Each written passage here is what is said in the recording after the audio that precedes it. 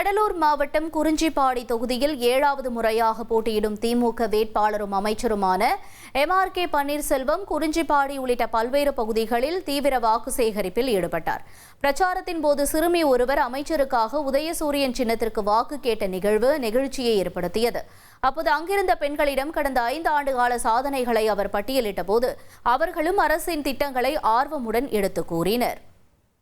பெண்களுக்கு 1000 ரூபாய் பணம் கொடுக்கிறார்,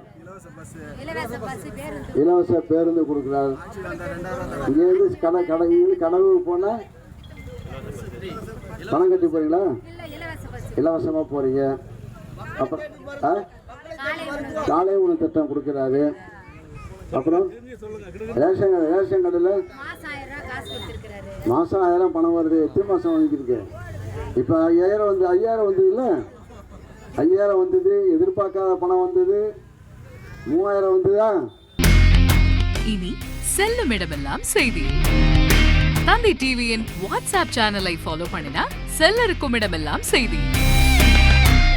இதோ QR கோட் இப்பவே ஸ்கேன் பண்ணுங்க, ஃபாலோ பண்ணுங்க.